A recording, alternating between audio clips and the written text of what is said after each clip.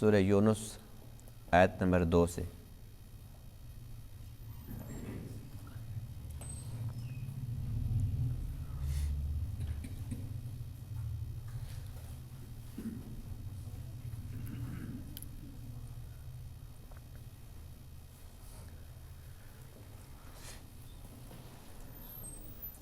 اعوذ باللہ من الشیطان الرجیم، بسم اللہ الرحمن الرحیم۔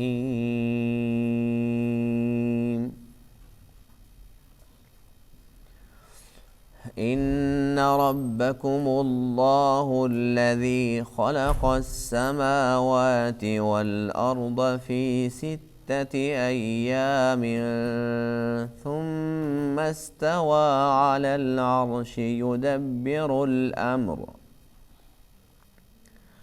ما من شفيع إلا من بعد إذنه ذلكم الله ربكم فاعبدوه أفلا تذكرون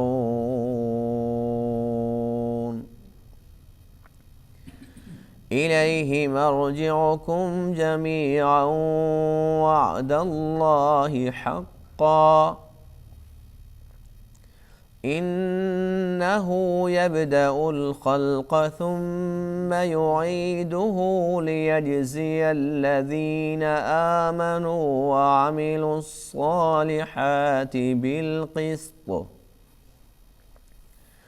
والذين كفروا لهم شراب من حميم وعذاب أليم بما كانوا يكفرون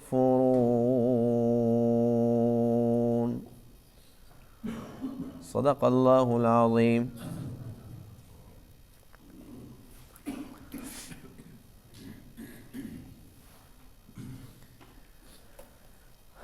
آج کے درس میں آیت کریمہ میں ایک تو اللہ کی ربوبیت کا ذکر ہے اور دوسرے نمبر پر اللہ کی الوہیت کا ذکر ہے۔ وہ رب ہے ہر ایک چیز کا، جس نے آسمانوں کو پیدا فرمایا، زمینوں کو پیدا فرمایا، ہر ایک چیز کا رب ہے۔ جب رب ایک ہے اور کوئی رب نہیں ہے تو اللہ فرماتے ہیں کہ پھر بندگی کے لائق بھی وہی ایک ہے اور کوئی نہیں ہے۔ وہ رب بھی اکیلا ہے، الہ بھی اکیلا ہے۔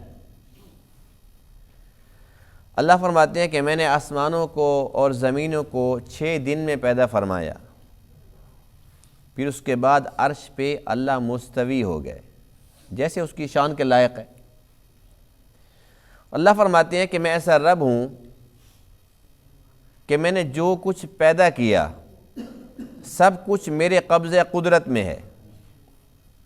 ایسا نہیں ہے کہ میری مخلوق بہت زیادہ ہو گئی، ان کی ضروریات بہت بڑھ گئی، مجھ سے سنبھالی نہیں جا رہی، مجھ سے کنٹرول نہیں ہو رہی مخلوق، پھر میں نے کسی کا سہارا لیا، کسی کو بلایا کہ او میری ہیلپ کرو، میری مدد کرو۔ ایسا کچھ نہیں ہے۔ خالق بھی اللہ، مالک بھی اللہ، اور مدبر حقیقی، ہر ایک معاملے کی تدبیر کرنے والا بھی اللہ۔ اللہ اپنے کاموں کے اندر کسی کا کچھ بھی محتاج نہیں ہے۔ اللہ کے بغیر سب کی سب مخلوق قدم قدم پر اس کی محتاج ہے۔ جب اللہ رب ہے، اللہ فرماتے ہیں کہ جو کام میں کرتا ہوں اور کوئی بھی نہیں کر سکتا، میرے جیسا کوئی بھی نہیں ہے، تو پھر بندگی بھی تو میری ہونی چاہیے، بندگی کے لائق بھی میں ہوں۔ اور اللہ فرماتے ہیں کہ دیکھو پہلی مرتبہ تمہیں کس نے پیدا کیا؟ اللہ تعالیٰ نے۔ جو رب پہلی مرتبہ پیدا کرتا ہے دوسری مرتبہ بھی وہی پیدا کرے گا۔ دوسری مرتبہ کیوں پیدا کرے گا؟ اللہ فرماتے ہیں کہ انصاف کا تقاضا یہی ہے۔ اگر دوسری مرتبہ پیدا نہ کروں تو پھر انصاف کس چیز کا نام؟ بس انسان پھر آئیں اور دنیا کے اندر کھائیں پئیں بچے پیدا کریں بس چپ کر کے چلے جائیں اور آگے کچھ نظام ہی نہ ہو، یہ تو انصاف کے خلاف ہوا نا۔ اللہ دوسری مرتبہ پھر پیدا فرمائے گا اور پھر جس انسان نے جو کچھ کیا، اگر وہ مومن ہے، اس نے نیک اعمال کیے، تو اس کا فیصلہ بھی انصاف کے ساتھ ہوگا۔ جو بندہ کافر ہے، اس نے کفر کیا، اس نے شرک کیا، وہ منافق تھا، اس کا فیصلہ بھی انصاف کے ساتھ ہوگا۔ جو لوگ مومن ہیں، نیک اعمال کرتے ہیں، ان کے لیے دائمی نعمتیں اور راحت کا سامان ہوگا، اور جو لوگ کافر ہیں ان کے لیے سوائے ذلت کے، دردناک عذاب کے اور کچھ بھی نہیں ہوگا۔ تو انصاف کا تقاضا یہ ہے، عقلی طور پر بھی ہر ایک انسان اس بات کو سمجھتا ہے کہ انصاف کا تقاضا یہی ہے کہ اس دنیا کی زندگی کے بعد پھر اور زندگی ہو، اور یہی ہمارا ایمان ہے۔ جو لوگ اس زندگی کو مانتے ہیں، اس پر ایمان رکھتے ہیں، وہ اس زندگی کے اندر اپنی منمانی نہیں کرتے، اپنی خواہشات کی غلامی نہیں کرتے، اللہ اور اس کے رسول کی اطاعت میں زندگی بسر کرتے ہیں۔ اور جن کا اس زندگی پر ایمان یقین نہیں ہے، وہ جانوروں کی طرح یہ سمجھتے ہیں کہ بس ہم نے کھانا ہے، پینا ہے، بچے پیدا کرنے اور بس چلے جانا ہے۔ یہ کام تو جانور انسان سے زیادہ بہتر انداز میں کر رہے ہیں۔ پھر فرق کیا ہے؟ تو ہم اللہ تعالیٰ کا شکر ادا کرتے ہیں جس نے ہمیں مسلمان پیدا فرمایا۔ ہمیں یقین کامل ہے کہ جیسے یہ زندگی ہے جو ہمیں نظر آ رہی ہے، اس سے زیادہ یقینی وہ زندگی ہے جو ہمیں نظر نہیں آ رہی لیکن حق ہے۔ ان ربکم اللہ الذی، بے شک تمہارا رب وہ اللہ ہے، خلق السماوات والارض، جس نے پیدا فرمایا آسمانوں کو اور زمین کو، فی 6 ایام، 6 دنوں میں، ثم استوى علی العرش، پھر وہ عرش پہ مستوی ہو گیا، یدبر الامر، وہی تدبیر کرتا ہے معاملات کی، سارا نظام وہ خود چلاتا ہے، ما من شفیع، کوئی سفارش کرنے والا نہیں ہے، الا من بعد اذنہ، مگر اس کے اذن کے بعد، وہ اجازت دے گا تو کوئی سفارش کر سکے گا ورنہ نہیں۔ ذالکم اللہ ربکم، یہی اللہ تمہارا رب ہے۔ یہ اللہ کی ربوبیت کا ذکر ہے، اللہ کی ربوبیت کا بیان ہے۔ جب یہ بات اللہ نے ہمیں سمجھا دی، پھر فرمایا فاعبدوہ، پس تم اسی کی عبادت کرو۔ الہ وہی ہے، بندگی کے لائق بھی وہی ہے۔ افلا تذکرون، کیا پس تم نصیحت حاصل نہیں کرتے؟ الیہ مرجعکم جمیعا، اسی کی طرف تم سب نے لوٹ کے جانا ہے۔ وعد اللہ حقا، یہ اللہ کا وعدہ ہے جو حق ہے۔ انہ یبدأ الخلق، بے شک اسی نے پہلی مرتبہ پیدا کیا سب مخلوق کو، ثم یعیدہ، پھر وہی اس کو لوٹائے گا، یعنی کہ پھر وہی دوبارہ اس کو زندہ کرے گا۔ کیوں کرے گا؟ لیجزی الذین آمنوا، تاکہ بدلہ دے ان لوگوں کو جو ایمان لائے، وعملوا الصالحات، اور انہوں نے نیک اعمال کیے، بالقسط، انصاف کے ساتھ۔ والذین کفروا، اور وہ لوگ جنہوں نے کفر کیا، لہم شراب من حمیم، ان کے پینے کے لیے حمیم ہوگا، کھولتا ہوا پانی ہوگا۔ وعذاب علیم، اور ان کے لیے دردناک عذاب ہوگا، بما کانوا یکفرون، اس وجہ سے کہ وہ کفر کرتے تھے۔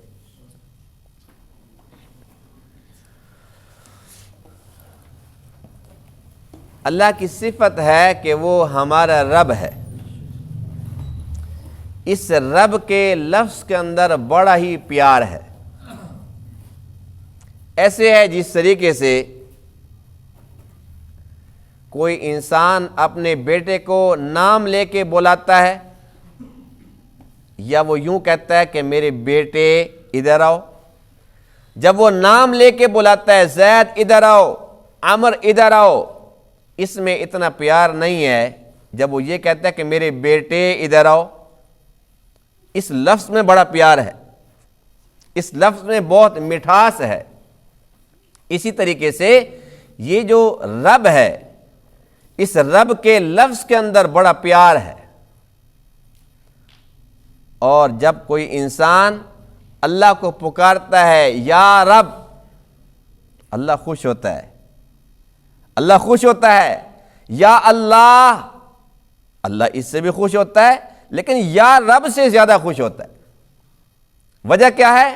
جب کوئی انسان کہتا ہے یا رب، اللہ فرماتے ہیں کہ دیکھو اسے یقین ہے کہ میں اس کا رب ہوں، میں اس کا پالنے والا ہوں، میں اس کی پرورش کرنے والا ہوں.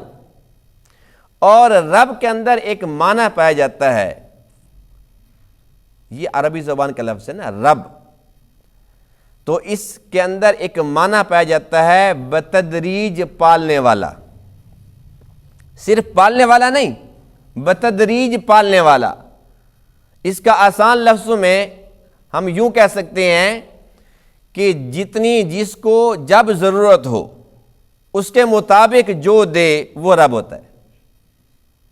جتنی ضرورت ہو، جو ضرورت ہو، جس وقت ضرورت ہو، ان تمام چیزوں کو جانتا ہو، اس کے مطابق دیتا ہو.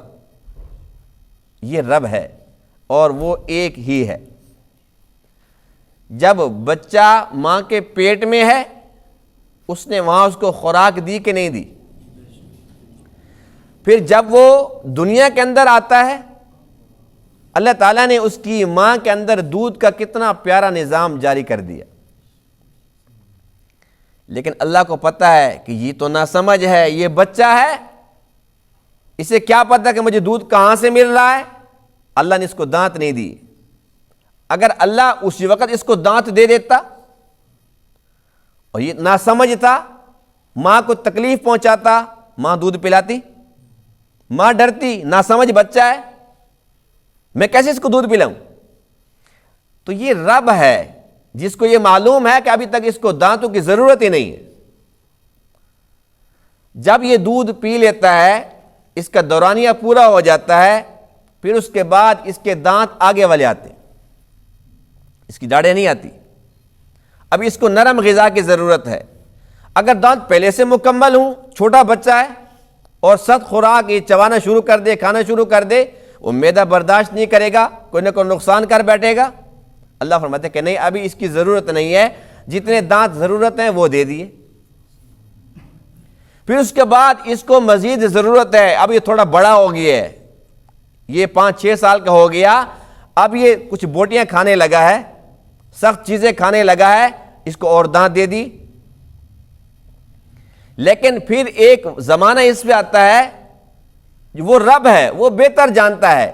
7 سال میں، کسی کے 9 سال میں، کسی کے 8 سال میں یہ دانت پھر لے لیتا ہے. یہ تو نرم خوراک والے تھے، یہ سخت خوراک نہیں کھا سکتے، وہ لے لیتا ہے، اس کے بعد پھر دوسرے دانت دیتا ہے. رب کے بغیر کوئی اور کر سکتا ہے؟ وہ دانت تبدیل کر دیتا ہے، اور صرف وہی تبدیل کرتا ہے جن کی ضرورت ہے. جو ڈاڑے ہیں بس وہ ٹھیک ہے، ان کی کوئی مسئلہ نہیں ہے، بس وہ ایک دفعہ دے دی ٹھیک ہے. پھر اس کے بعد جیسے جیسے یہ بڑا ہوتا ہے، جو جو اس کی ضروریات ہیں وہ رب جانتا ہے کہ اس کو کیا چاہیے. جو چاہیے اس کے لیے اللہ تعالیٰ چونکہ مسبب الاسباب ہے، وہ اسباب کا خالق ہے، وہ اسباب کا پیدا کرنے والا ہے، وہ اسی کو دیتا ہے کہ اس کو یہ چاہیے، یہ کھلانا ہے، یہ پلانا ہے، جو چیز اس کو جب ضرورت ہے. تو یہ صفت صرف اور صرف لفظ رب میں پائی جاتی ہے. اللہ بتلا رہا ہے کہ مجھے پتہ ہے کہ تمہیں کیا ضرورت ہے. لیکن افسوس کی بات یہ ہے کہ یہی انسان جب بڑا ہو جاتا ہے بھول جاتا ہے کہ جب میں دنیا میں آیا تو جو مجھے ضرورت تھا، جتنا ضرورت تھا، جب ضرورت تھا، میرے رب نے مجھے دیا. تو جب تک میری زندگی ہے میرا رب مجھے دے گا. لیکن اس رب کی باتوں کو بھول جاتا ہے، رب پہ بھروسہ کرنا بھول جاتا ہے، اور اس کے بعد اس رب کو بھی بھلا دیتا ہے. مسبب الاسباب کو بھول جاتا ہے، اسباب کے چکر میں پڑا ہوا ہے، رزق دینے والے کو بھول جاتا ہے، رزق کے پیچھے مارا مارا پھرنا شروع کر دیتا ہے، پھر رب فرماتا ہے کہ پھر لگا رہے جب تجھے بھروسہ ہی نہیں ہے۔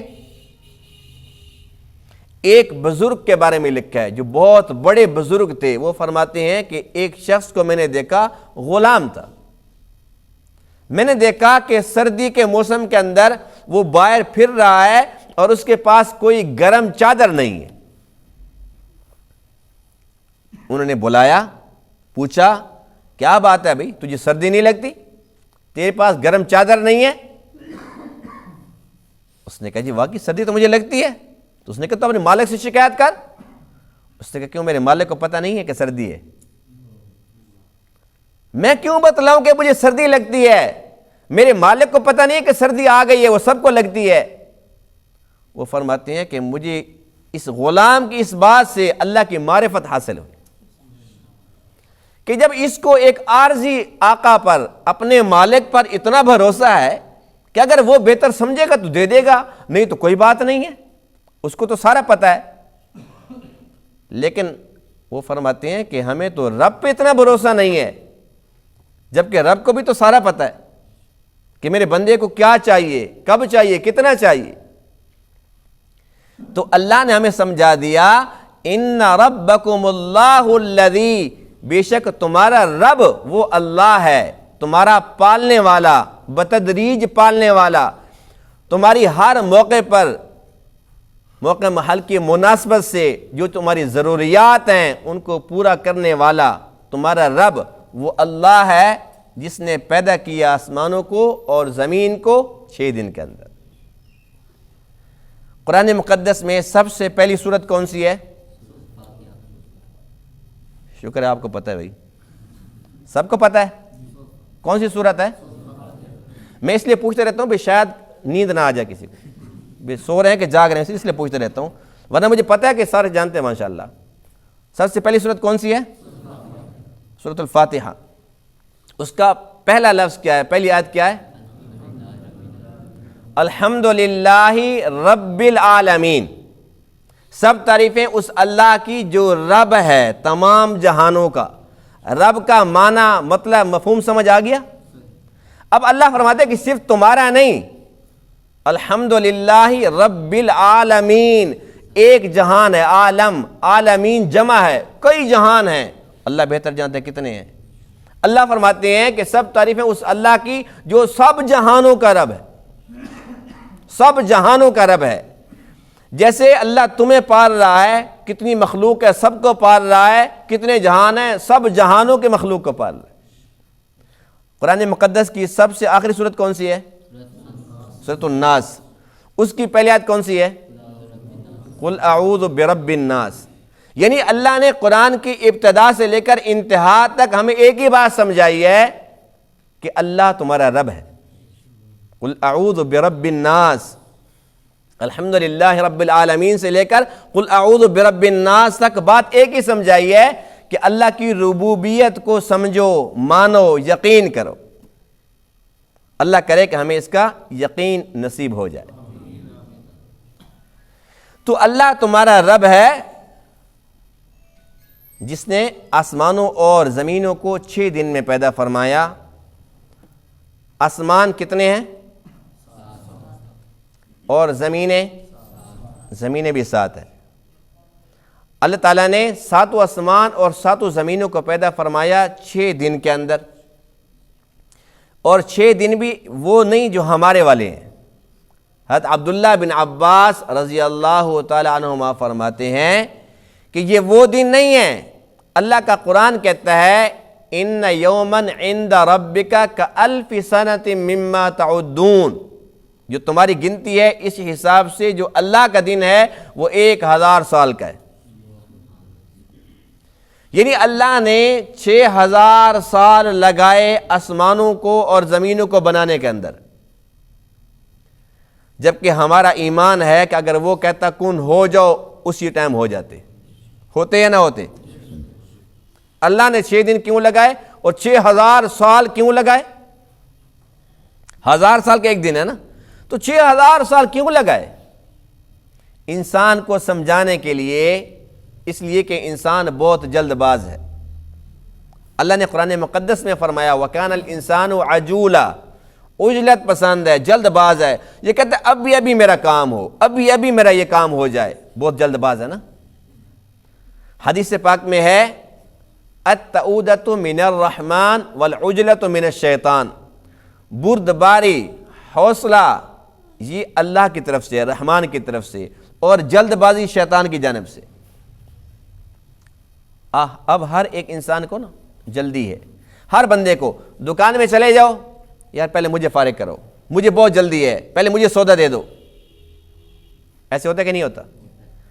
بازار میں کہیں رش ہے، ہر بندہ ہر بازار میں پہلے مجھے راستہ دو۔ الغرض کہیں چلے جاؤ، بینک میں چلے جاؤ، بازار میں چلے جاؤ، ہر جگہ پر ہر ایک انسان کو جلدی ہے، جتنا زیادہ کوئی ویلا فارغ ہے اس کو زیادہ جلدی، کہتے پہلے مجھے فارغ کرو۔ اور اسی عجلت کی وجہ سے، اسی جلد بازی کی وجہ سے پوری دنیا میں کتنے حادثات ہو رہے ہیں۔ کیوں ہو رہے ہیں؟ بس جی وہ جلدی میں تھا جی، بس اس نے جی جلد بازی میں جناب یوں گاڑی چڑھا دی، وہ جلدی کے اندر تھا جی، وہ جلدی سے روڈ کراس کر رہا تھا، گاڑی اوپر چڑھ گئی۔ ہر بندے کو جلدی ہے نا، تو جلدی کی چکر میں انسان دنیا کی زندگی ختم کر بیٹھتا ہے۔ جلدی گھر پہنچ جاؤں، وہ دیر سے تو پہنچ جاتا بہتر تھا، اس سے کو پہنچا ہی نہیں۔ تو یہ جلد بازی، بے جا جلد بازی، جن کاموں کے اندر اللہ فرماتے ہیں جلد بازی کرو، مسجد میں جلدی آؤ، کوئی نیکی کے کام میں جلدی کرو، صدقہ خیرات کرنے تو جلدی کرو، یہاں جلدی نہیں ہے۔ جلدی اس کام کے اندر ہے کہ بس جلدی میں راتوں رات کروڑ پتی بن جاؤں، اس کی جلدی ہے۔ راتوں رات میرے پاس اتنا مال آ جائے، یہ ساری کی ساری مارکیٹ میری ہو جائے، یہ دکان میں خرید لوں، یہ مکان میں لے لوں، فلاں کے پاس کیوں ہے، میرے پاس کیوں نہیں ہے، جلدی اس کام کے اندر ہے۔ جبکہ اللہ نے پہلی بتلا دیا ان ربکم اللہ الذی، بے شک تمہارا رب جو پروردگار ہے، جو پالنے والا ہے، وہ اللہ ہے، اور اس کو بہتر پتہ ہے کہ میں نے انسان کو کیا دینا ہے، کتنا دینا ہے اور کب دینا ہے۔ اگر ہمیں اللہ کے اس وعدے پر بھروسہ ہو جائے، یقین ہو جائے، تو قناعت نصیب ہو جائے گی۔ جتنا اللہ نے دیا بس ٹھیک ہے الحمدللہ، جب اور ضرورت ہوگا اللہ پھر دے دے گا۔ تو ہم جلد باز ہیں۔ اللہ نے 6000 سال لگا کر انسان کو سبق دیا، اے انسان تو بڑا جلد باز ہے، میں تو قدرت والا رب ہوں، میں تو آنن فانن سب کچھ کر سکتا تھا، سب کچھ پیدا کر سکتا تھا، پھر بھی نہیں کیا۔ لیکن تیرے پاس اختیار کچھ بھی نہیں ہے، جلد باز بہت ہے، ابھی کر لوں، ابھی ہو جائے۔ تو اللہ نے سمجھا دیا کہ اللہ کی جو صفت ہے حلم، بردباری، اس کو اپناؤ۔ ثم استوى علی العرش، اللہ نے آسمانوں کو اور زمینوں کو 6 دن میں پیدا فرمایا، پھر اس کے بعد عرش پر اللہ مستوی ہو گیا۔ یہ اللہ کی بات ہے، جبکہ جو یہودی تھے انہوں نے اس میں تحریف کی۔ جیسے یہ حکم قرآن مقدس میں ہے، ایسے تورات میں بھی تھا، ایسے انجیل میں بھی تھا کہ اللہ نے 6 دنوں کے اندر آسمانوں اور زمینوں کو پیدا فرمایا۔ یہودیوں نے اس کے اندر تھوڑا سا اضافہ کر لیا، کہنے لگے اللہ نے آسمانوں اور زمینوں کو 6 دن میں پیدا فرمایا، 7ویں دن آرام فرمایا۔ جبکہ اللہ فرماتے ہیں کہ بھئی آرام کی مجھے کیا ضرورت، یہ تو جو کمزور ہوتا ہے وہ تھک جاتا ہے، میں تو قوی ہوں، ان اللہ لقوی عزیز، میں تو قوی ہوں، میں تو غالب ہوں، مجھے آرام کی کیا ضرورت ہے۔ تو اللہ کے اندر ان لوگوں نے ایک کمزوری زبردستی ثابت کرنے کی کوشش کی، اللہ نے اس کو رد فرما دیا۔ ہمارا ایمان یہ ہے کہ اللہ نے 6 دنوں کے اندر آسمانوں اور زمینوں کو پیدا فرمایا، پھر اس کے بعد اللہ عرش پر مستوی ہو گیا۔ اب عرش پر اللہ کیسے مستوی ہو گیا، اس کے بارے میں کوئی انسان سوچ بھی نہیں سکتا کہ اس کی کیفیت کیا ہے، بس اس کی کیفیت اللہ خود بہتر جانتا ہے۔ ہمارا ایمان یہ ہے کہ جیسے اس کی شان ہے اس کے مطابق وہ مستوی ہے۔ یدبر الامر، اب اللہ نے بتلا دیا کہ تمہارا رب بھی میں ہوں، میں آسمان و زمین کا ہر ایک چیز کا خالق بھی میں ہوں اور عرش پہ میں مستوی ہو گیا ہوں۔ پھر اللہ فرماتے ہیں کہ جو معاملات ہیں یہ کون ہینڈل کر رہا ہے، یہ کون چلا رہا ہے؟